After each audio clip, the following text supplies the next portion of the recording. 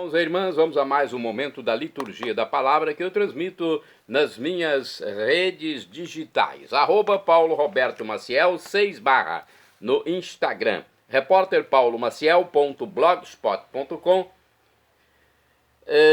Temos também @PauloRobertoMaciel, Maciel 7919. Endereço geral, Paulo Roberto Maciel. Maciel, você chega ao YouTube, Instagram, Facebook e blog. Neste vídeo, que eu transmito sempre de forma antecipada para auxiliar, ser um ajudador dos presidentes de celebrações, eu transmito a liturgia de 12 de março de 2026, quinta-feira, terceira semana da quaresma no ano litúrgico A. A cor dos paramentos litúrgicos é roxa, conforme eu estou simbolizando com este lenço aqui. No rito, temos a missa própria com o prefácio da quaresma. Eu sou leitor e animador litúrgico na Paróquia Central, em Colatina. Primeira leitura, leitura do livro do profeta Jeremias, capítulo 7º, versículos do 23 ao 28. Assim fala o Senhor. Dei esta ordem ao povo, dizendo: ouvi minha voz, assim serei o vosso Deus e vós sereis o meu povo. E segui adiante por todo o caminho que eu vos indicar, para serdes felizes. Mas eles não ouviram e não prestaram atenção. Ao contrário, seguindo as más inclinações do coração, andaram para trás e não para frente, desde o dia em que seus pais saíram do Egito até o dia de hoje. A todos enviei meus servos, os profetas, e enviei-os cada dia, começando bem cedo, mas não ouviram e não prestaram atenção. Ao contrário, obstinaram-se no erro, procedendo ainda pior que seus pais. Se falares todas essas coisas, eles não te escutarão. E se os chamares, não te darão resposta. Dirás então: esta é a nação que não escutou a voz do Senhor seu Deus e não aceitou correção. Sua fé morreu, foi arrancada de sua boca. Palavra do Senhor, graças a Deus. Agora o Salmo responsorial, 94 na Bíblia Vulgata ou 95 na Bíblia de Jerusalém. Então você que vai pesquisar, vai procurar a sua Bíblia, 94 na Vulgata ou 95 na Bíblia de Jerusalém. Versículos 1º, 2º, 6º ao 7º, 8º ao 9º, refrão 8º.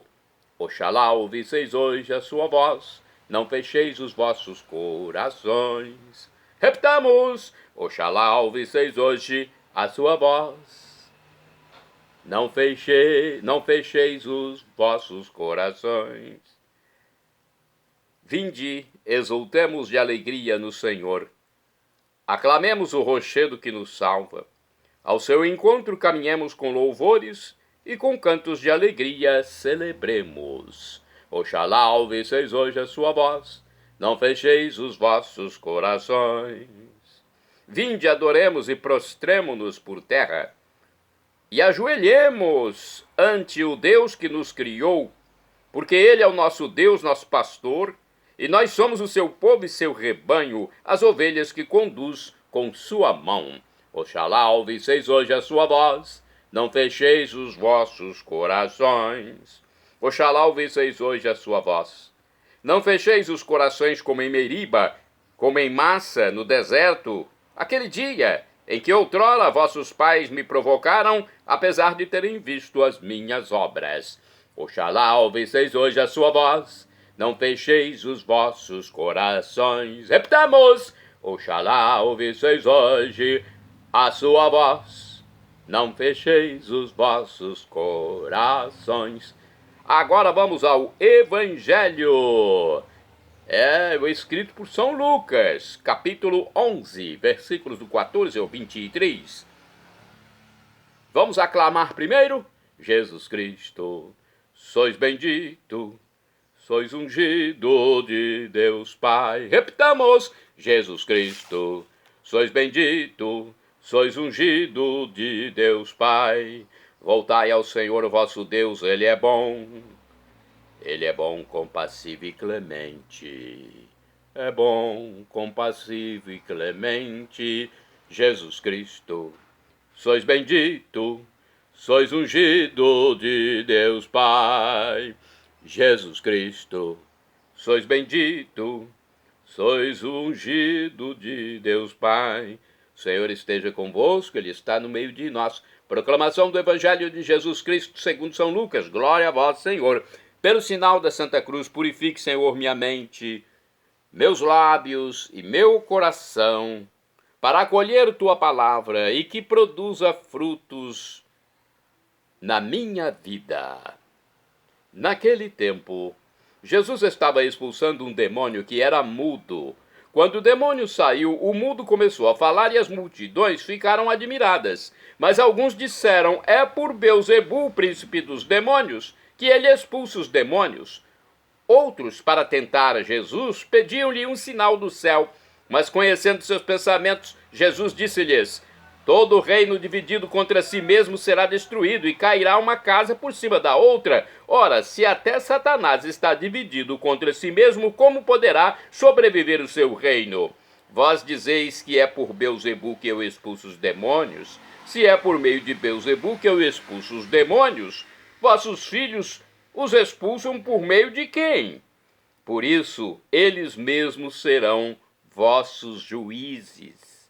Mas se é pelo dedo de Deus que eu expulso os demônios, então chegou para vós o reino de Deus.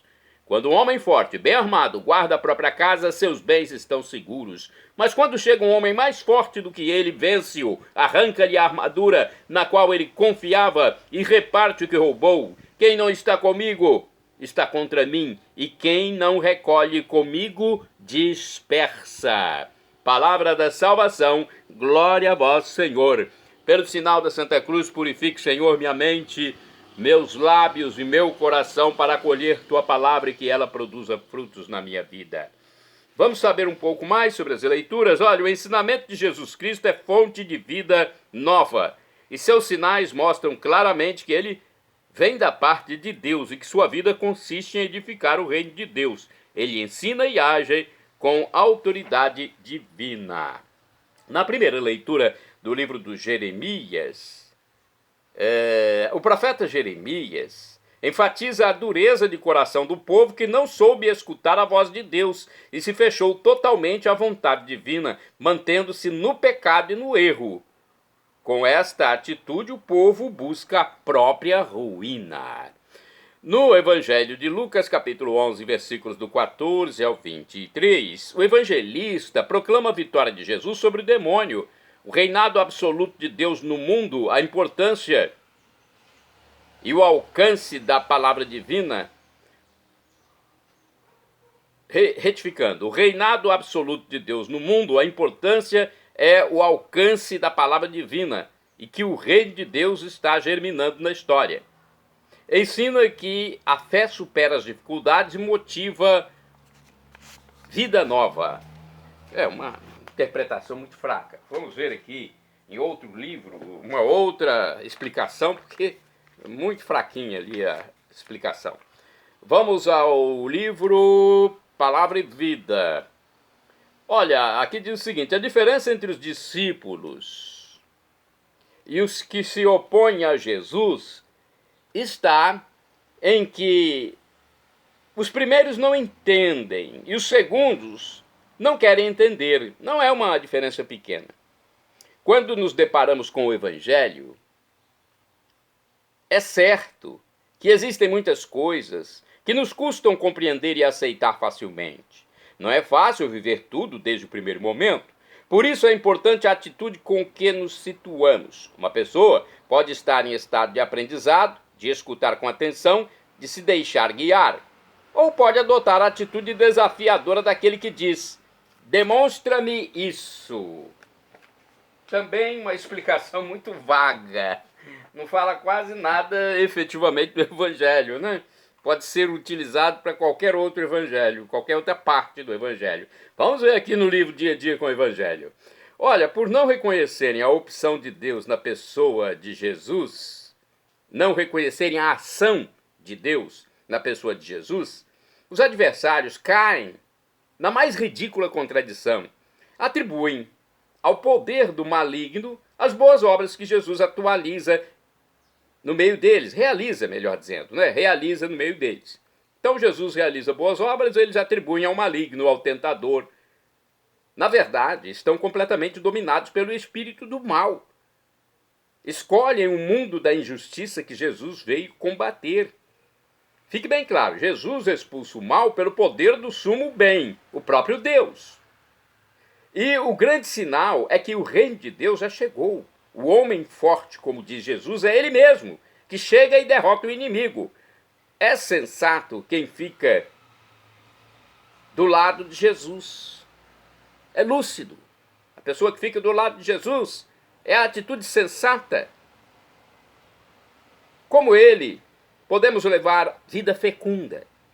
Sem ele, perde-se o tempo, perde-se a vida. Quando há má vontade, pode-se cair no engano de ver maldade até numa ação boa, praticada de coração sincero. Olha, foi a melhor reflexão aqui. É por isso que eu passo várias explicações, porque tem muitas que são vagas. Essa aqui foi a melhor. Vamos aos santos do dia. Santo do dia 12 de março. 12 de março é dia de Santo Inocêncio I, Papa, faleceu em 417. Condenou a heresia pelagiana, defendeu São João Crisóstomo, consolou São Jerônimo e aprovou Santo Agostinho. De acordo com o site da Diocese de Apucarana, Santo Inocêncio, como eu já disse que foi Papa, foi o sumo pontífice nos anos de 401 a 417. É Inocêncio I, porque teve outro ou outros. Ele nasceu perto de Roma. Pertencia, vamos ver aqui, a qual entidade ele pertencia, qual a sua posição na igreja. Vamos ver? Pertencia ao clero, olha, era do clero, até chegar à cátedra de Pedro. Então era um sacerdote, bispo, Trabalhou na construção de muitas igrejas, no culto aos mártires, elaborou e definiu os livros consagrados e inspirados na Bíblia. Dentre tantos acontecimentos que marcaram seu pontificado, 3 se destacaram: a luta contra o pelagianismo, a correção de um temível imperador e a proteção de Roma dos invasores. Pelágio foi um monge que semeava a mentira doutrinal sobre o pecado original e outras mentiras que invalidavam a necessidade da graça e da redenção do Cristo. Santo Inocêncio, com a ajuda de Santo Agostinho, condenou Pelágio, que tinha então essa heresia, que foi chamada de heresia pelagiana, por causa do nome dele, que era Pelágio. Santo Inocêncio I o condenou. Quanto ao imperador, denunciou a traição dele para com São João Crisóstomo e com relação aos invasores que assaltaram Roma. Santo Inocêncio fez mais, não parou aí não, hein? Temos mais alguma coisa aqui para acrescentar. Santo Inocêncio fez de tudo para afastar esses bárbaros da cidade eterna. Este grande santo, empenhado pela paz e conversão dos pagãos, é considerado um dos maiores santos padres do cristianismo. Santo Inocêncio I, rogai por mim, rogai por nós junto a Deus. Santo Inocêncio I, o Senhor que está com Cristo Jesus, rogue por mim, rogue por nós. São Teófanes é santo do dia 12 de março. Teófanes foi monge, morreu em 817, foi defensor das imagens sagradas, morreu de privações, foi privado de muitas coisas. E ele morreu de privações na localidade chamada Bitínia, na Turquia, onde fora deportado pelo imperador iconoclasta Leão o Armênio. Então, esse monge, que hoje é santo, foi deportado para esse lugar e lá morreu. Santo do dia 12 de março, São José Zhang da Peng, mártir, morreu em 1815. Após ser batizado em Guiyang, na China, abriu as portas de sua casa para missionários e catequistas. Foi preso, condenado e conduzido ao suplício da cruz, onde derramou lágrimas por ter sido considerado digno de morrer por Cristo. Olha, ele se emocionou por ser considerado digno de morrer por Cristo. Que coisa, hein? São José Zhang da Peng, rogai por mim, rogai por nós. Santo do dia 12 de março, São Luís Orione, presbítero, morreu em 1940. Ele foi aluno e dirigido espiritualmente, não, e diretor, né? Foi aluno e dirigido, bem, não fala aqui perfeitamente. Foi aluno de foi dirigido espiritualmente, porque a redação aqui não está muito boa, perdão aí, tá? Foi dirigido espiritualmente, foi aluno de São João Bosco, fundador da pequena obra da Divina Providência. Faleceu em San Remo, na Itália. Bem-aventurada do dia 12 de março é a Beata Fina de São Geminiano, virgem, morreu em 1253. Acometido por grave doença, aos 10 anos de idade, morreu 5 anos depois, tendo suportado com admirável paciência todos os sofrimentos. Olha, uma santa adolescente, né? Quase santa, beata, né? Beata Fina de São Geminiano. Bem-aventurada do dia 12 de março é a Beata Justina Bessoli Francucci, virgem, morreu em 1369. Foi religiosa beneditina, destacada na prática de austeras penitências. Seu corpo encontra-se incorrupto no Mosteiro do Espírito Santo, em Arezzo, na Itália. Muitos falam Arezzo, né? Mas o Z em italiano pronuncia-se com um S, né? Então Arezzo, na Itália. Acredito eu. 12 de março é dia da Beata Ângela Salava, virgem. Morreu em 1922. Escolheu passar toda a vida exercendo a profissão de empregada doméstica. Morreu numa extrema pobreza, aos 41 anos. Não fala aqui a sua região. Temos mais santos. Santos ou beatos, deixa eu ver. São Gregório de Nissa é santo do dia 12 de março. Olha, tem comemorações em outros dias desses santos, porque depende do país, do continente, né? Se for na igreja católica ou na igreja ortodoxa, que tem muitos santos que são da igreja católica e da ortodoxa. São Gregório de Nissa foi associado ao seu irmão Basílio e a Gregório o de Nazianzo, ou Nazianzo. Então, ele é associado a esses dois personagens. Os três são conhecidos como padres capadócios. Gregório de Nissa pertencia a uma família tradicionalmente cristã. O pai era um retórico estimado e a mãe era uma mulher de muita fé e piedade. O avô de Gregório teve a honra de sofrer o martírio e sua irmã mais velha, Macrina, foi mais tarde canonizada. A família de Gregório de Nissa buscou zelar pela formação de seus filhos, tanto que enviou seu primogênito, São Basílio Magno, para estudar em Constantinopla e Atenas, berços culturais da época. Com o retorno de Basílio, este recebeu a missão de formar seu irmão mais novo na arte da cultura clássica. Gregório não foi apenas um bom discípulo, chegou a ultrapassar o seu irmão, apesar de nunca ter tido a oportunidade de estudar em um dos grandes centros culturais no período em que viveu. Gregório de Nissa queria dedicar-se ao magistério, mas no ano 372 o imperador Valente decidiu enfraquecer o poder eclesiástico da região através da divisão da Capadócia em duas partes. Percebendo de imediato o ardil do imperador, Basílio, que nessa época já era bispo de Cesareia e exercia grande influência em toda a região, decidiu agir rápido e nomeou novos bispos para a nova Capadócia, e entre eles estava Gregório. Era a providência de Deus olha, alterando o rumo da vida do nosso santo. Que bom! São Gregório de Nissa, rogai por nós.